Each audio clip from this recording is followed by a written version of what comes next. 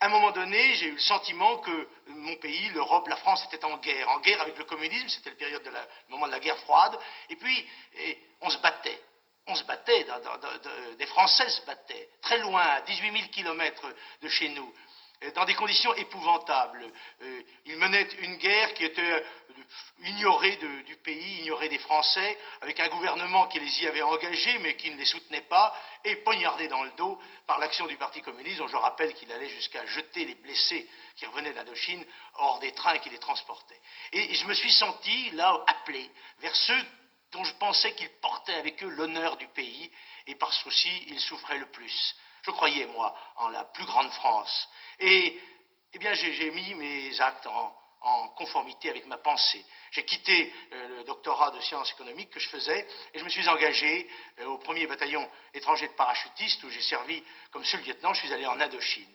Et dois-je rappeler aux Français qu'il y aura dans 10 jours 20 ans que dans la cuvette de Dien Bien Phu, quelques milliers d'hommes qui gardaient l'honneur et le drapeau sont morts ou ont été contraints à la capitulation.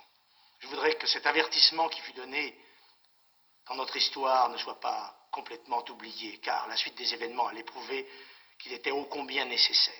Et puis j'ai vu la rentrée du corps expéditionnaire du Tonkin en Cochinchine, avec ces populations que nous abandonnions après leur avoir juré fidélité. Et quand je suis rentré en France en 1955, j'avais une grande colère politique contre un régime qui s'était couché dans la boue et de la défaite, la 4e République. Et je me suis lancé dans la bataille, j'ai été élu député à 27 ans et je me suis trouvé pratiquement leader d'un groupe politique, lancé dans la bataille parlementaire à l'égal des leaders.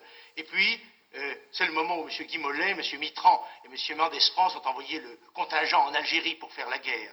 Et j'ai estimé qu'il était de mon devoir de parlementaire, capable de porter les armes, d'y aller avec le contingent, puisque, dans le fond, j'étais d'accord pour préserver cette partie de la France et l'indépendance énergétique et politique de ce grand ensemble et du Sahara. Alors je suis allé avec eux, j'ai servi aux côtés de tous les camarades français qui y étaient. Je sais maintenant qu'on m'en fait reproche et que les gens qui m'en font reproche sont ceux qui portent la responsabilité de cette guerre.